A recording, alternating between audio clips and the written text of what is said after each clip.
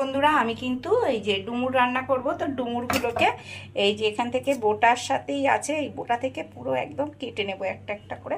তো দেখো এই যে যেমন কেটে নিয়েছি এইরকমভাবে, ঠিক এইভাবে কাটবো।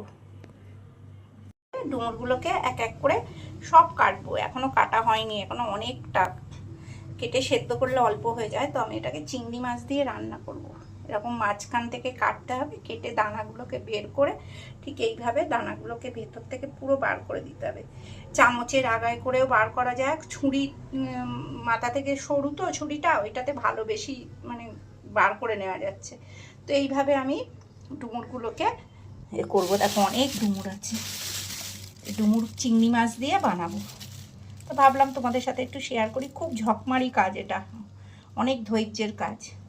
তো খেতেও তো ইচ্ছে করে, এসব খাওয়া অনেক উপকারী। তো দেখতে থাকবো আমি কিভাবে কি রান্না করছি ডুমুরটা, সেটাই তোমাদের সাথে শেয়ার করছি। রান্না করব, তো ঢেঁড়সটাকে ধুয়ে কেটে পরিষ্কার করে রেখে দিয়েছি, লঙ্কাটাও কাঁচা লঙ্কাটাও কেটে রেখে দিয়েছি, বসিয়ে দিয়েছি। এবার আমি ঢেঁড়সটা রান্না করব। কড়াতে তেল দিয়ে দিচ্ছি, দেখো সর্ষের তেল কড়ার মধ্যে অল্প করেই দেবো, বেশি দেবো না। গরম হয়ে গেছে, 5 ফোড়ন আর লঙ্কাটা দিয়ে দিচ্ছি, যে 5 ফোড়ন দিয়ে ভালো করে আমি এটাকে ভালো করে নাড়িয়ে চাটিয়ে নিলাম। লঙ্কাটাকে বেশি পোড়াবো না, লঙ্কাটা একটু আধ ভাজার মতো করেছি, বেশি সুন্দর টেস্ট হয়। আর এদিকে একটা ধুয়ে রাখা ঢেঁড়সগুলো কেটে রেখেছি, এটাকে দিয়ে ভালো করে নাড়িয়ে চাড়িয়ে নিচ্ছি। এবার পরিমাণ মতো নুন আর একটু হলুদ দিয়ে দেবো, আর কোনো মশলাই না, দারুণ সুন্দর খেতে হয়। পরিমাণ মতো নুন দিয়ে দিলাম অল্প, দিয়ে নাড়িয়ে চাড়িয়ে নিচ্ছি। আর পরিমাণ মতো একটু হলুদ দিয়ে দিচ্ছি, দেখো বেশি দেবো না, ঢেঁড়সে বেশি হলুদ দিতে নেই, ওই জন্য অল্প করে একটু হলুদ দিচ্ছি। সবুজ জিনিসে বেশি হলুদ দেয় না, আমি তো এটাই জানি, তোমরা কি জানো জানিও।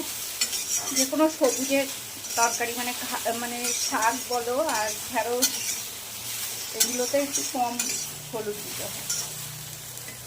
জল দিয়ে দিলাম, একটু সেদ্ধ হোক, কোনো মশলা ছাড়াই, শুধু 5 ফোড়ন আর কাঁচা লঙ্কা আর হলুদ নুন দিয়ে ঢেঁড়স খুব সুন্দর টেস্টি হয়, রুটির সাথে ভাতের সাথে খুবই ভালো লাগে। পুরা ভাজা ভাজা করছি ঢেঁড়সটাকে, পুরো একদম তরকারিটা জলও শুকিয়ে গেছে, আর একটু জলটা শুকিয়ে গেলে পুরো ভাজা ভাজার মতো হয়ে যায়। কিন্তু ঢেঁড়সটা পুরো কমপ্লিট হয়ে গেল, দেখো শর্টকাটে ঢেঁড়স রান্না, একদম 5 ফোড়ন আর কাঁচা লঙ্কা দিয়ে আর নুন হলুদ দিয়ে, আর কিচ্ছু না। কেমন লাগলো দেখো বন্ধুরা, জানিও কিন্তু অবশ্যই কমেন্টে।